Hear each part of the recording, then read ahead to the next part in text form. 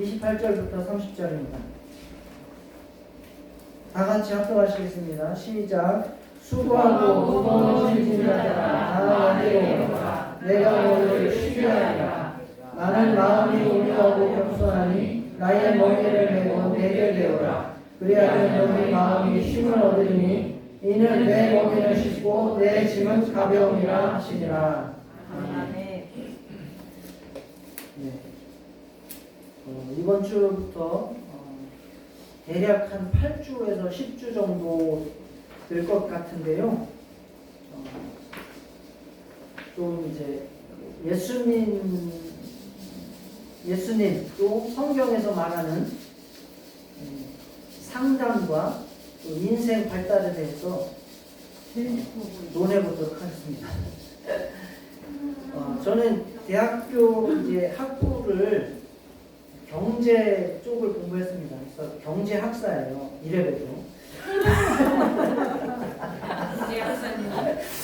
경제 학사인데, 근데 공부를 거의 안 했어요. 왜냐하면 그때부터 저는 신학대학원을 갈 생각을 많이 가지고 있었기 때문에 그 경제 쪽 공부를 많이 안 했습니다. 그때 경제를 많이 공부했으면 좀 경제적으로 살았거나 돈을 많이 벌었을지 모르겠는데 그때는 신학대학원을 갈 생각을 했기 때문에 제가 그쪽 분야의 전공 수업을 많이 듣지 않고 오히려 다른 문화, 혹시 뭐 기독교 관련 또 서양 문화 관련 철학 관련 아니면 상담 관련 뭐 인간 관련 이런 과목들이 있다 그러면은 제가 다 찾아다니면서 많이 들으려고 했고 그때부터 이제 상담이나 어떤 인간 또 인생 발달, 인간 발달에 대해서 관심을 많이 가지고 있었는데 세상에서 가르치는 그런 심리학이나 상담학, 인간학 이런 것들과 또 교회에서 성경에서 가르치는 것들과 이렇게 잘 조화를 시키는 그런 과정들이 한 번은 꼭 필요하겠다라는 생각을 늘 가지고 있었습니다.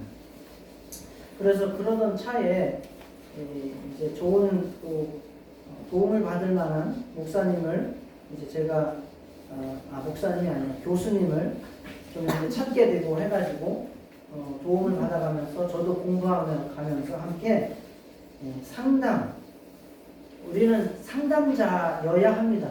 그게 기독교인의 정신입니다.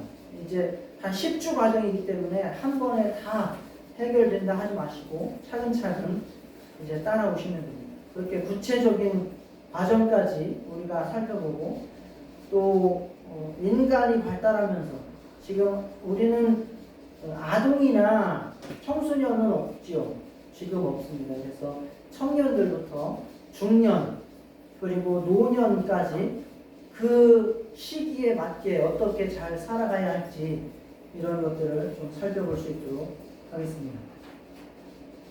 인류 역사에서 사람이 고통이 없이 살아가는 사람은 없었습니다. 모두가 다 고통과 고난을 겪고 살아갑니다. 우리나라도 늘 하는 이야기가 힘들다, 어렵다, 괴롭다, 슬프다 뭐 이런 이야기들이 뉴스에 늘 끊이지 않고 나오죠. 우리나라가 경제적으로 세계에 어디쯤 하죠? 10이요. 10위 안에 들죠. 10위 안에 들고 이미 일본을 추월했습니다. 일본을 추월해서 GDP에서 추월을 했습니다. 그러니까 경제적으로 굉장히 잘 사는 나라예요. 그런데 우리나라가 자살률은 OECD 국가 중에 1위입니다. 경제협력개발기구라고 하는 게 있고 거기에 그러니까 잘 사는 나라들이 모여 있고 거기에 38개국이 있는데 그 중에서 자살률이 1위입니다. 그렇다면 먹고 살기 힘들어서 자살한다는 것은 논리가 안 맞지요. 그건 논리가 안 맞습니다.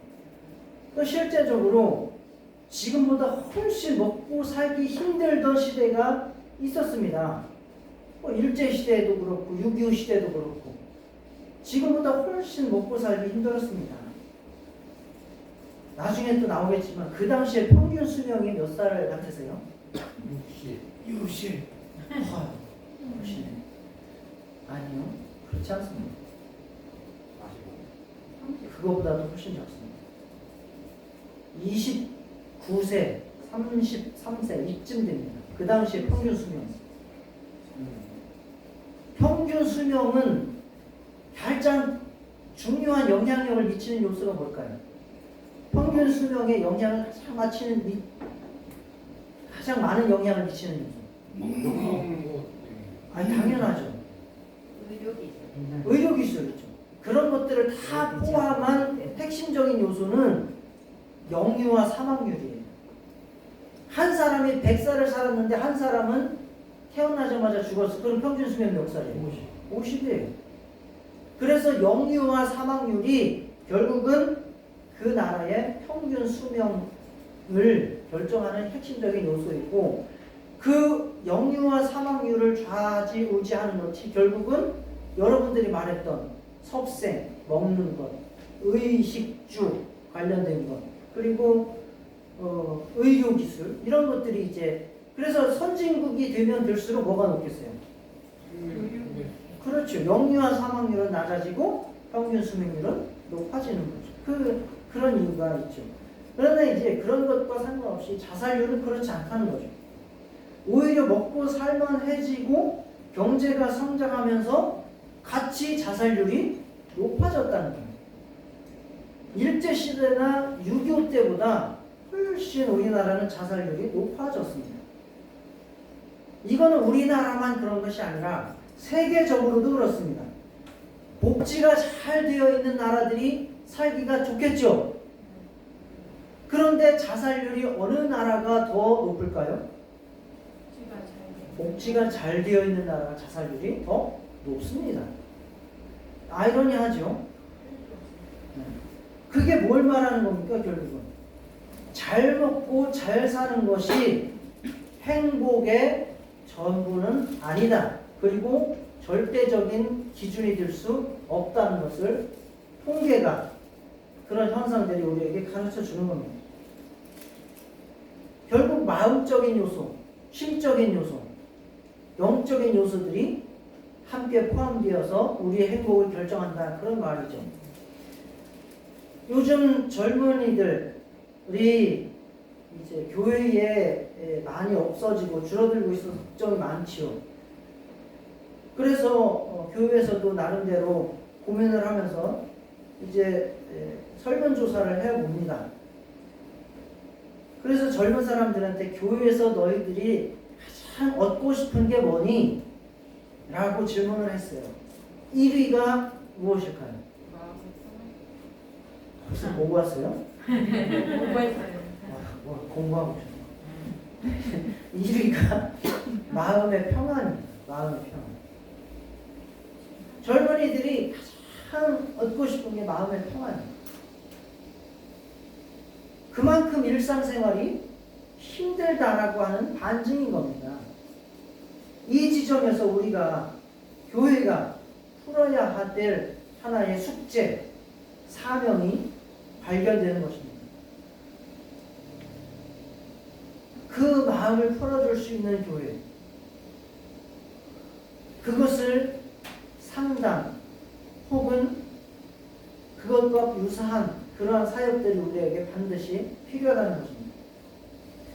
그래서 오늘은 이사야 9장 6절에 나오는 예수님에 대한 정의가 있습니다.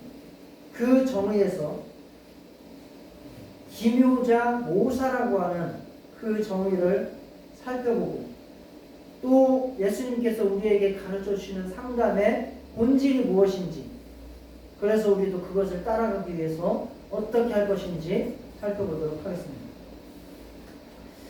첫 번째는 이제 기묘자 모사라고 하는 의미를 살펴볼 것이고, 두 번째는 수고하고 무거운 짐진 자들아 라고 하셨는데, 그 수고하고 무거운 짐이 무엇을 말하는지 살펴보고 우리는 어떻게 예수님을 따라서 쉬게 해줄 수 있는지 살펴보도록 하겠습니다. 자, 먼저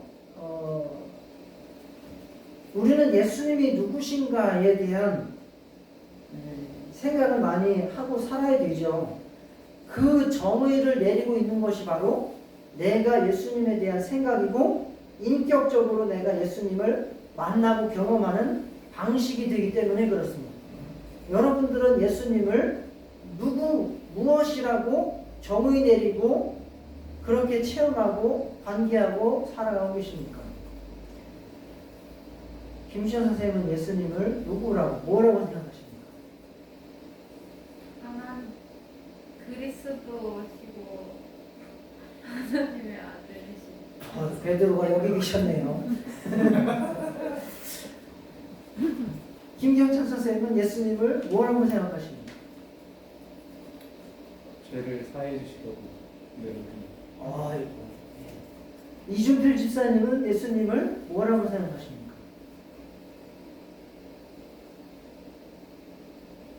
눈 돌린다 이렇게. 빨리 예수님을 누구라고 생각하십니까? 하나님의 아들. 오우. 네, 100점입니다. 잘하셨습니다. 자, 이렇게 예수님에 대해서 정의를 내리고 있는 아주 중요한 성경 본문 중에 한 군데가 바로 이사야서 9장 6절입니다. 이 구절은 바로 이제 앞으로 메시아가 올 것인데 그 메시아가 이런 분이다라고 네 가지로 정의를 내렸습니다. 자, 함께 읽어보시고 그 정의 내린 네 가지가 무엇인지를 여러분들이 맞춰보시겠습니다. 다 같이 읽겠습니다. 이사야 9장 6절 시작. 이는 한 아기가 우리에게 낳고 한 아들을 우리에게 주신 바 되었는데 그의 어깨에는 정사를 메었고 그의 이름은 기묘자라 모사라 전능하신 하나님이라 영존하시는 아버지라 평강의 왕이라 할 것이니라. 자, 여기서 당연히 메시아 한 아기가 난다 라고 하는 것은 예수님을 말하는 것입니다. 그래서 그분을 네 가지로 정의를 했는데 첫 번째는 뭡니까? 기묘자, 모사, 전능하신 하나님, 영존하시는 아버지, 평강의 왕. 5가지네. 네, 이럴 때의 문맥을 잘 보셔야 돼요. 자, 뒤에 3가지 보세요. 전능하신 하나님, 영존하시는 아버지, 평강의 왕. 그러면 기묘자라 모사라는 어떻게 읽으면 맞겠습니까? 기묘자인 모사 이렇게 된 겁니다. 기묘자인 모사. 그래서 여러분들은 전능하신 하나님 무슨 뜻인지 알죠? 영존하시는 아버지 무슨 뜻인지 알죠? 평강의 왕 무슨 뜻인지 알죠? 그러면 기묘자인 모사 무슨 뜻이에요?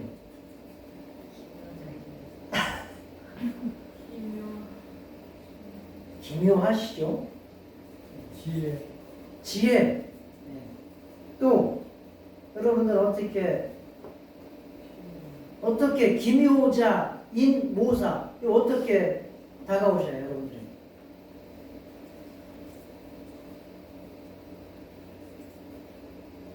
어색하죠? 좀 생소하죠? 이 말 제일 잘 쓰시는 권사님이 김결 권사님입니다. 기도할 때에 한 3주에 한 번씩 했습니다.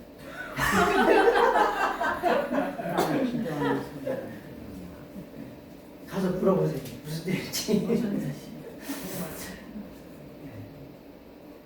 자, 한국 성경들의 여러 번역본들을 참고해 보겠습니다. 다 다르게 번역이 됐어요. 먼저 공동번역 같은 경우는 탁월한 경륜자, 새번역, 놀라우신 조언자. 현대인의 성경, 이게 다 기묘자 모사라고 하는 말을 해석한 거예요. 현대인의 성경은 위대한 스승 이렇게 다르게 번역을 했습니다. 이 원어가 정의 내리기가 쉽지 않다. 그리고 시대의 흐름에 따라서 그 의미가 많이 변할 수 있는 단어다라고 하는 특징을 가지고 있습니다. 기묘자라고 하는 것은 펠레라고 하는 단어인데 탁월한, 놀라운, 위대한이라고 하는 뜻으로 해석을 했고, 모사라고 하는 것은 요에스라고 하는 단어인데 경륜자, 조언자, 스승이라고 하는 말로 이제 번역을 한 것이죠. 그렇다면 다른 나라에서는, 특히 영어에서는 어떻게 이 단어를 정의 내렸을까, 해석을 했을까를 살펴보면 영어 번역본의 대표적인 세 가지, 킹제임스 버전, 흥정역이죠. 그 다음에 NIV, 이제 영어로서 현대어로 번역한 가장 널리 일으키는 성경이 NIV, 그리고 NASB라고 하는 그런 똑같이 동일하게 뭐라고 번역을 했느냐, 원더풀 카운셀러, 원더풀 카운슬러라고 번역했어요. 똑같이 동일한 공통되게 원더풀 카운슬러. 원더풀 아시죠? 원더풀 아시죠? 노래도 있잖아. 원더풀 원더풀 뭐 이런 아빠의 청춘. 그리고 그 건배사 할 때도 원더풀 하잖아요. 건배사 할 때 원더풀 그러면 무슨 뜻이에요? 최고의. 원하는 것보다 더 잘 풀리시라. 원더풀 하고 이제 건배도 합니다. 원더풀. 회식 자리라 그러시는 거예요. 그래서 위대한, 탁월한이라고 하는 뜻이죠. 카운슬러는 상담이라는 뜻이죠. 상담자, 상담가라는 뜻이죠. 그래서 위대한 상담자. 자, 그러면 우리는 기묘자인 모사라고 하는 단어는 이 시대에 가장 보편적으로 어떻게 해석을 하면 되겠습니까?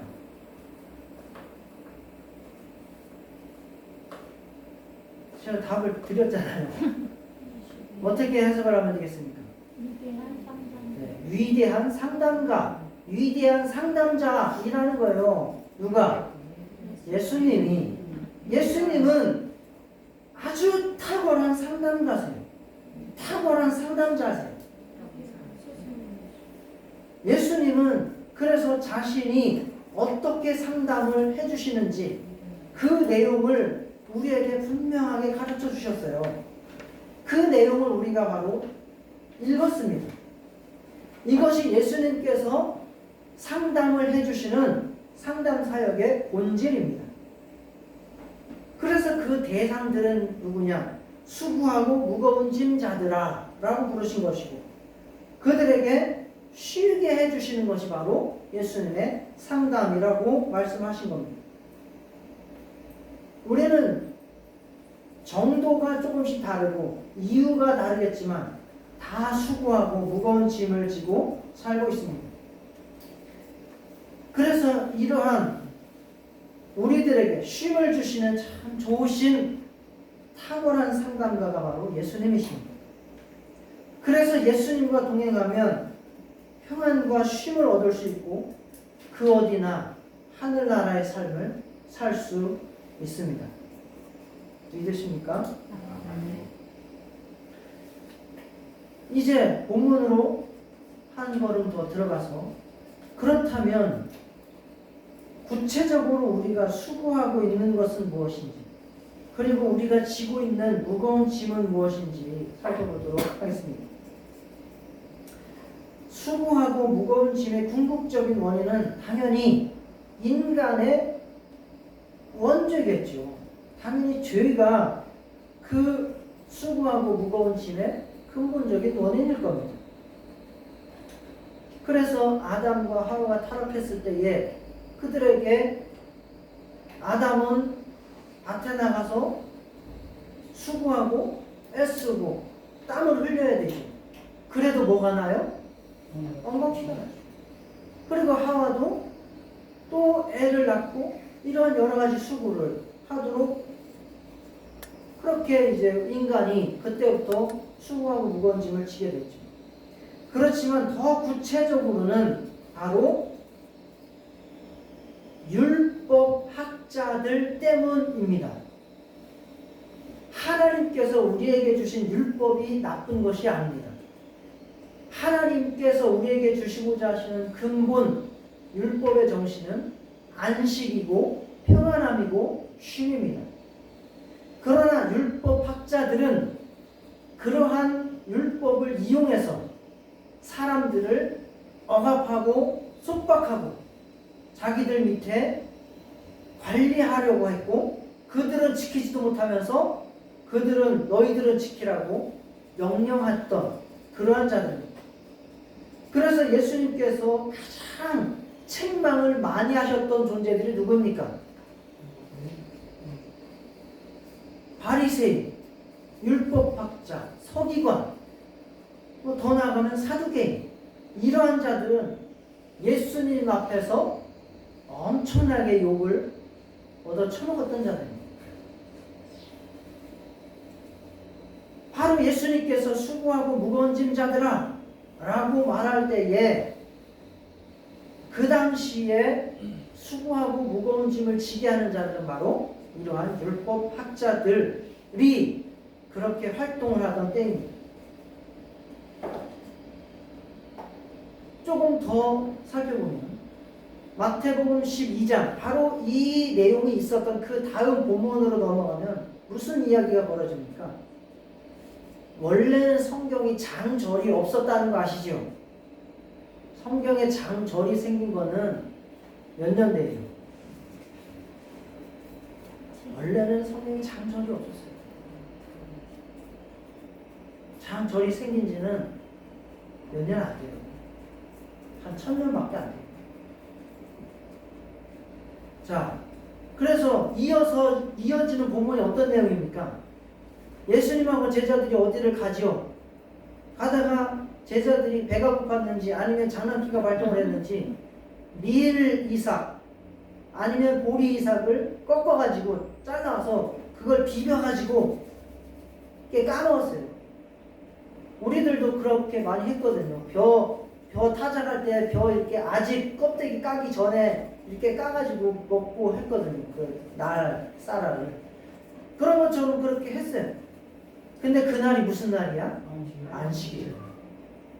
그랬더니 그거를 뒤에서 따라오면서 감시하던 율법학자들이 그것을 보고 시비를 거는 거예요. 너희들 왜 안식일에 일을 하느냐? 뭐가 일이요? 이거 비벼서 깠다고 이거 타작했다는 거예요. 일을 하는 거예요. 그래서 결국은 그 예수님께서 그들에 대한 대답을 이렇게 하신 것이죠. 나는 자비를 원하고 제사를 원하지 아니하노라 하신 뜻을 너희가 알았다면 무죄한 자를 정죄하지 아니하였으리라. 인자는 안식일의 주인이니라 라고 그 시비에 대해서 논쟁에 대해서 답을 해주신 겁니다. 또 하나 수고하고 무거운 짐자들은 뭘 말하는가? 바로 율법학자들 밑에서 그 계명에 짓눌려 있는 자들이라는 것이고 그 근거에 또 하나를 말씀드리면 성경은 여러 나라의 많은 버전들이 있습니다. 그걸 우리가 참고를 해서 성경을 이해하고 공부를 할 수 있죠.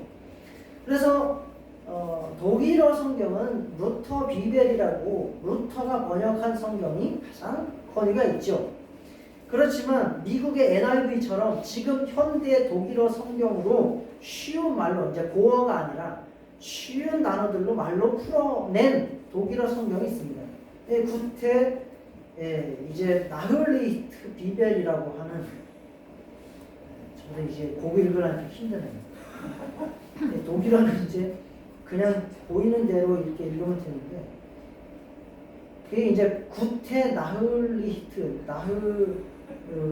나히트라고 하면 이게 뭐냐면 군 뉴스라고 한 뜻이에요. 군 뉴스. 좋은 소식이라고 한 뜻이죠. 그 성경에서는 어떻게 쓰고 있느냐?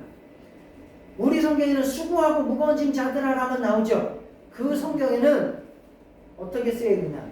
율법학자들이 만들어 놓은 계율을 지키느라고 수고하고 무거운 짐을 진 자들아라고 아주 명백하게 명시가 돼 있습니다.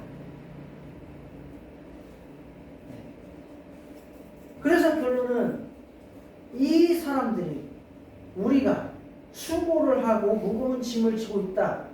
그런데 그 이유는 바로 율법학자들이 만들어 놓은 그 엄격하고 지키기도 힘든 그러한 계율들을 지키느라고 쓰기 때문이다 라고 하는 거죠. 그래서 수고라고 하는 것은 그 기준에 따라서 살기 위해서 많은 노력을 하는 것, 그게 수고예요. 그리고 그렇게 수고하다가 지키려고 하다가 다 지켜요, 못 지켜요? 못 지키면 그 다음에는 뭐가 생겨요? 죄책감이 생기죠. 그리고 나서 그 주변 사람들로부터 처벌이 옵니다. 그게 무거운 짐이에요.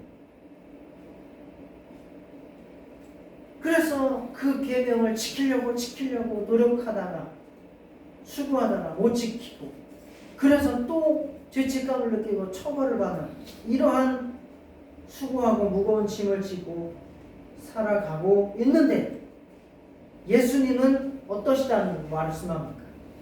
나는 온유하고 겸손하다라고 말씀을 하셨습니다. 온유하다라고 하는 말은 뭡니까? 나는 계명을 지키라고 강압적으로 강요하지 않는다 라고 하는 뜻입니다. 겸손하다라고 하는 뜻은 뭡니까? 그 계명을 지키지 못한 사람들을 무시하거나 비난하지 않는다, 질책하지 않는다 라고 하는 뜻입니다. 우리 모두는 나름대로 또 내가 정하거나 혹은 다른 사람들이 정한 사회 기준을 따라서 살다가 그 기준을 지키지 못했을 때에 죄책감과 또 열등감을 가지고 각자의 무거운 짐을 지고 살아갑니다. 그때 예수님께서 우리에게 말씀해 주시는 것이 바로 이것입니다. 내가 너에게 요구하는 것은 그런 게 아니다. 나는 온유하고 겸손해서 네가 그렇게 하라고 심하게 강요도 하지 않고 그렇게 못했다고 해서 강하게 무시하거나 질책하지도 않아. 그러니까 있는 그대로 나한테 와서 쉬어. 행한 것이 없고 의로운 것이 없어도 나는 너를 그대로 받아줘. 처벌하지 않아. 내가 대신 담당해 줄게. 나에게 와서 쉬어. 라고 우리에게 말씀해 주시는 분이 예수님입니다. 그리고 이런 것이 예수님의 상담입니다. 이 율법학자와 같은 역할을 하는 사람들이 지금 우리에게도 많이 있습니다. 우리를 수고하고 무거운 짐을 지게 하는 것들이 그러한 것들이 많이 있다는 거예요. 때로는 내가 그러한 기준을 만들고 그 기준으로 나를 닥달을 하기도 합니다. 그리고 때로는 가족들이 나에게 어떤 기준을 만들고 그 기준을 채우라고 요구를 합니다. 그리고 사회에서도 내가 어떻게 살아가야 된다. 사람이라면 이 정도는 살아야 된다. 그 나이대라면 그 정도는 살아가야 된다. 라고 하는 통념들을, 기준들을 우리에게 제시해주고 있습니다. 그래서 그런 것들을 제대로 수행해 나가지 못하면 그때 우리에게는 무거운 짐을 지고 살게 되는 이러한 수고하고 무거운 마음이 우리에게 들게 됩니다. 그 사람들이 우리에게 진심으로 사랑을 하지 않아서 그러한 요구들을 하는 것은 아닙니다. 나름대로 다 좋은 의도를 가지고 우리에게 그러한 요구들을, 기준들을 제시하고 있습니다. 그러나 그 의도가 선하다고 해서 그 결과까지 다 선한 것은 아니라는 것입니다. 에베소서 6장 4절에서 5절을 보면 아비들아 너희 자녀를 노엽게 하지 말고 오직 주의 교훈과 훈계로 양육하라 라고 말씀했습니다. 자식을 사랑하지 않는 부모가 어디 있겠습니까? 그리고 자식들에게 요구하는 그 기준과 잔소리들이 나쁜 의도를 가지고 잔소리를 하고 기준을 제시하고 요구하지 않는 것이 뭐가 있겠습니까? 다 사랑해서 다 선한 의도로 내가 옳다고 생각하는 것들을 요구하고 책망하고 질책하고 잔소리를 하는 겁니다. 그런데 사도 바울은 성도들에게 이야기를 합니다. 자녀들을 노엽게 하지 말라. 아유, 나는 자녀 노엽게 하지 않아요. 통계를 말씀드릴게요. 이게 이제 그 보이는 현상들을 연구하는 학문에서의 진리를 탐구하는 방법이 통계예요. 통계가 보이는 현상들의 답을 찾는 방법 중에 가장 좋은 방법이 통계이기 때문에 통계를 이용을 하는 겁니다. 자, 청소년들이 제일 자살을 하고 싶을 때에, 즉 화가 날 때죠. 노엽고 외롭고 슬프고 할 때에 그 원인의 1위가 누구인지 아세요? 엄마 아빠. 맞아요. 통계적으로 부모 때문에 나는 가장 자살을 할 생각을 많이 합니다 라고. 경험은 아니지요? 설마요? 통계상으로 그렇습니다. 그거는 에베소 시대, 에베소 교회의 교인들뿐만 아니라 그 당시의 모든 세계가, 그리고 그 시대뿐만 아니라 지금도 부모들은 자식들에게 자기들의 선한 기준과 선한 의도를 가지고 요구를 하지만 그런 것들이 선한 의도와 상관없이 자녀들은 노엽다라고 느끼고 있다는 것이 문제입니다. 끄떡끄떡하죠. 화가 난다는 거예요. 미치어가고 있지. 성경 말씀을 왜 본인 뜻대로 해석을 하십니까? 성경 말씀에 그렇게 이야기를 하고 있는데, 지금은 누구 편을 든다 뭐 이런 말씀을 하지 마세요. 이건 10주간 이어지는 시리즈 중에 한 주니까 다 받아들이세요. 그걸 자기 주관대로 해석을 하지 마시고. 그래서 아비들은 자녀를 노엽게 하지 마라. 그러면 어떻게 하라는 거냐? 답까지 얘기를 하잖아요. 오직 주의 교훈과 훈계로, 교양과라고 있어요. 개역 개정에. 오직 주의 교양과 훈계로 양육하라는 거예요. 다르다는 거예요. 다르다는 거예요. 아버지의, 부모의 선한 의도에 의한 이러한 책망과 예수님의 교양과 훈계는 다르다는 거예요. 다르다는 거예요. 이게 예수님의 상담에서 말씀하시는 바예요.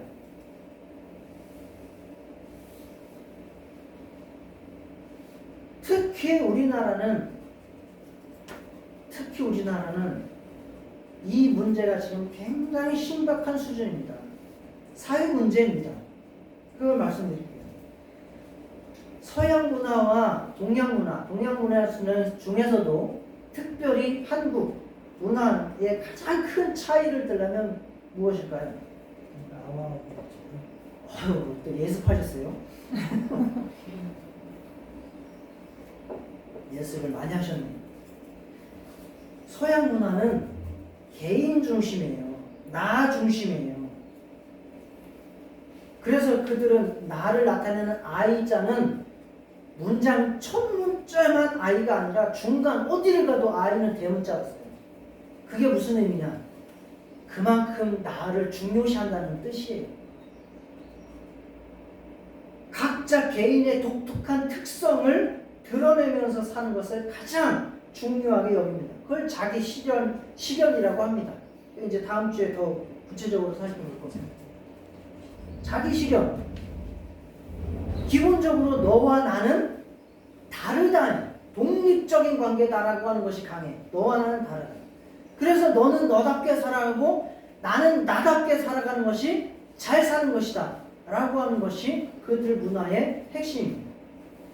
그러나 한국 문화는 관계 중심주의예요. 집단 문화 중심입니다. 그래서 나가 중요한 게 아니라 누가 중요해요? 우리가 중요해. 우리가. 그래서 우리는 우리라는 말을 너무 잘 쓰고 많이 써요. 나 혼자 사는 내 집인데 누구네 집이라고? 우리 집이라고. 내 엄마인데 누구 엄마라고? 우리 엄마. 우리 아버지. 심지어는 하나뿐인 내 마누라를 두고 무슨 마누라고? 우리 마누라는 말이 되니까 심각합니다. 우리 마누라래? 우리 신랑? 우리 남편?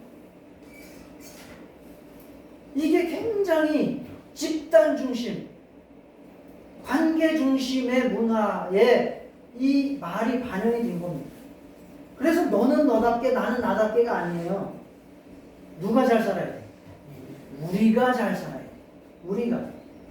그 중에서 가장 대표적인 우리는 가족이고 가문이 되는 겁니다. 그래서 내가 성공하는 게 중요하지 않고 가족이 성공하고 가문이 성공해야 돼. 그래서 너는 너답게 사는 게 필요 있어요? 없어요? 없어요. 그래서 옛날에 다 그랬잖아요. 가문을 일으키기 위해서는 누가 잘 돼야 돼? 장남이 잘 돼야 돼. 그러니까 아들이 아닌 여자는 초등학교 졸업하면 어디 가야 돼? 공장 가서 돈 벌어서 그 맏아들, 동생, 아들 뒷바라지 해주는 거예요. 너무나 당연했어요. 맏아들은 대학원 시키고 둘째, 셋째는 맏아들이 잘 돼야 우리 가문이 살아나지. 그러면서 둘째, 셋째는 그냥 희생을 시키는 것이 너무나 당연한 그러한 세상을 살아왔어요. 지금 우리들 어르신들이 가지고 있는 생각들이 그 생각입니다. 가족, 집단이 우선입니다. 나는 집단의 가족의 가문의 그냥 일부분이 그래서 그냥 내 목만 잘하면 돼요. 나의 개성 필요 없어. 너의 개성 필요 없어. 그거를 다 희생시켜서 우리 가족을 잘 되게 해. 입신양명. 이렇게 살아가는 것이 바로 한국의 전통적인 문화입니다. 희생은 하죠. 여기에는 반드시 집단이기 때문에 뭐가 있습니까? 위아래가 분명합니다. 위계 질서가 있는 거예요. 부모가 있고 형제 서열이 있어요. 그래서 부모 나가면 그 부모를 누가 대신해? 장남이 대신해. 장남은 아버지와 같은 존재로서 동생들을 엄하게 다스려. 군대 같죠. 군대. 그리고 거기에 따르고 복종을 하는 거죠. 누군가 내 이야기를 하면 시끄러워 임마. 조직을 해치지 마. 그러면서 나쁜 존재로 취급을 해버려요. 그래서 개인주의 문화에서는 내가 뭔가 마음에 안 들어서 화를 내는 것이 당연해. 아, 너는 그것이 못마땅하구나. 받아줘요. 그러나 집단 문화에서 화를 내면 어떻게 됩니까? 아주 나쁜 놈이 되는 거예요. 우리 집단의 가족의 화목을 해치는 자가 되는 거예요. 그래서 너는 무조건 억울해도 참아. 명령에 순종할 뿐이야. 라고 하는 것이 한국 문화예요. 그럼요. 그렇습니다. 그래서 억울해도 그냥 참는 거예요. 며느리는 시어머니 앞에서 억울해도 그냥 참는, 무조건 참는 거예요. 자식은 부모 밑에서 무조건 참는 거예요. 동생은 형 앞에서 무조건 참는 거예요. 여자로 태어났어? 억울해? 참아. 그럼 남자로 태어나지. 네가 둘째, 셋째로 태어나서 억울해? 그럼 첫째로 태어나지. 뭐 이런 식이에요. 이게 전통적인 한국의 문화예요. 그러니까 이러한 문화 속에서 무슨 병이 많이 생기는지 아십니까? 많이 알아보셨나 봐요. 화병이 생기는 거예요. 화병은 우리나라 고유의 정신질환이고 세계 정신병 편람에 화병이라고 HY 이렇게 해가지고 아예 들어가 있어요. 한국 고유한 문화의 특징에서 생긴 한국 정신질환이라고. 세계의학 나와 있어요.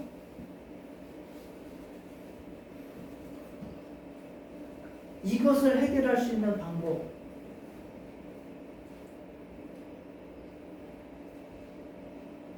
이 합병을 받아들이는 세대와 받아들일 수 없는 세대가 지금 우리는 섞여 있는 거예요. 이게 지금 한국 사회예요. 그렇게 살아왔던 세대들과 나는 그렇게 안 살 거야 라고 하는 세대들 간의 중도, 과도기를 지금 이 갈등이 가정마다 일어나고 있고 집단마다 일어나고 있어요.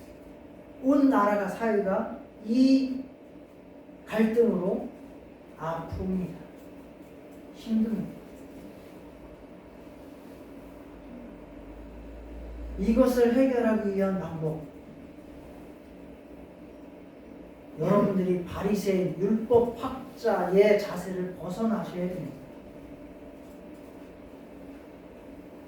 가족에 대한 기대를 낮추시기 바랍니다. 그들에게 요구와 기대에 부응하지 못한다고 해서 책망하지 마시길 바랍니다. 그 사람은 그 사람 나름대로 고유의 특성과 생각과 개인적인 고유한 삶이 있다고 인정하시고 그를 그대로 존중해 주시기를 축복합니다. 그게 바로 마음이 온유하고 겸손해서 쉬게 해주는 예수님의 상담이에요. 이 가정에서 이러한 일들이 가장 극명하게 많이 일어날 때가 언제입니까? 집약적으로 응축해서 이러한 갈등들이 일어날 때가 언제예요? 명절이에요. 명절.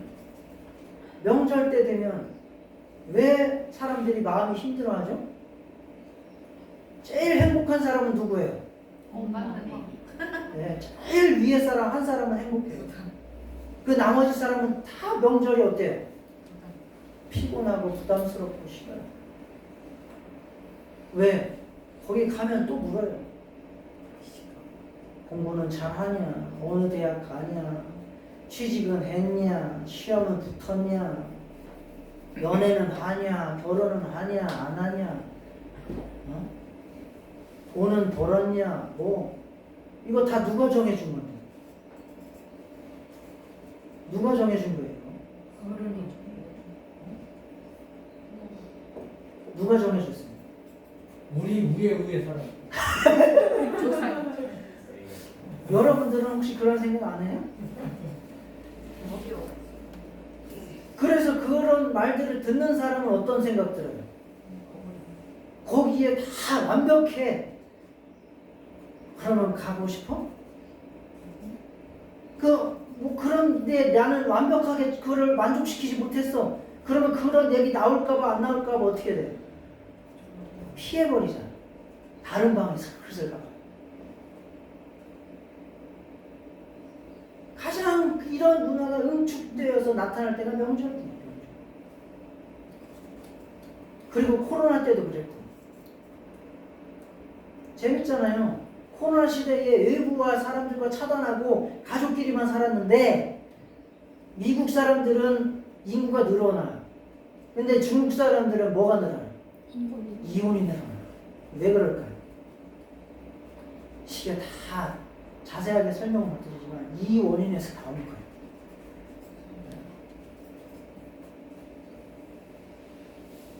자, 여러분들의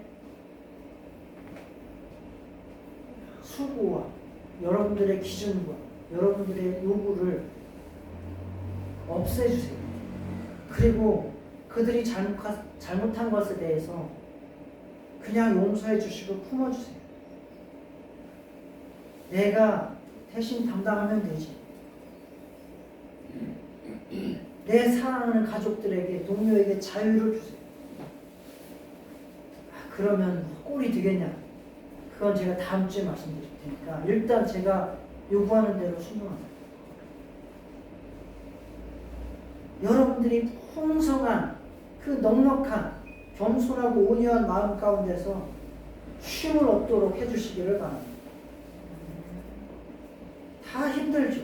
청년들은 취직하기 힘들고 집을 마련하기 힘들고 연애하기 힘들고 장년들도 열심히 일하고 노력해도 대출 갚기 힘들고 어른들 공양 잘하면 나중에 나도 그렇게 될 줄 알았는데 그렇지도 않고 개인과 사이가 모두 불안하고 그러한 수고하고 무거운 짐을 지고 살아가는 이때 예수님처럼 가족, 성도, 이웃들의 그 수고하고 무거운 짐을 진 신음소리와 고통소리를 들으시고 그들의 짐을 좀 내려놔 주시는 여러분들의 이해와 고마움과 사랑과 희생과 또 그러한 온유가 여러분에게 있기를 바랍니다. 이 나는 마음이 온유하고 겸손하니 라고 하는 이 뜻을 제가 구체적으로 말씀을 드릴게요. 첫째, 수고하고 온유하고 겸손하면 무조건 긍정적 존중입니다. 자, 따라하세요. 무조건 긍정적 존중. 나한테 오는 지금 나는 상담가로서 사람을 대하는 거예요. 대하라는 거예요. 나한테 온 이 사람을, 가족을, 동료를 무조건 조건 없이 긍정적으로 존중해 주시라는 거예요. 그 사람이 뭘 잘했든지 못했든지 무조건 긍정적으로 존중하세요. 그리고 둘째는 감정과 표현의 일치. 따라하세요. 감정과 표현의 일치. 이거는 진솔하라는 거예요. 내 감정과 표현을 다르게 하지 말고 정말 그렇게 긍정하고 존중해 줄 때에 마음속으로부터 진심으로 일치되게 그 사람을 존중해 주라는 거예요. 긍정해 주라는 거예요. 세 번째는 공감적 이해. 따라하시겠습니다. 공감적 이해. 공감적 이해라는 말은 역지사지하라는 거예요. 역지사지. 역지사지가 무슨 뜻인지 알죠? 역지사지가 무슨 뜻이에요? 아무 공부 안 했어요. 입장을 바꿔놓고 생각하라는 뜻입니다. 입장을 바꿔놓고 생각하라. 입장이라고 하는 뜻도 재밌어요. 입장이 뭐예요? 설립자에다가 장소 장자예요. 네가 서 있는 장소를 바꾸라는 거예요. 입장을 바꿔놓고 생각하라. 입장. 그게 영어 단어도 재밌는 거예요. understand가 이해예요. understanding. understand가 뜻이 뭐예요? 이해예요. 그게 뭐예요? under는 뭐예요? under. 아래. stand는 뭐예요? 서라는 거예요. 아래에 서라는 거예요. 그래서 내 입장과 내가 선 위치를 고집하지 말고 상대방이 선 그 자리로 가고 상대방이 밑에 있는 그 밑으로 내가 내려가라. 그래서 그 사람의 마음을 이해하라는 것이 바로 공감적 이해. 이 시간에 다 같이 기도하시겠습니다. 기도하실 때에 예수님께서는 우리에게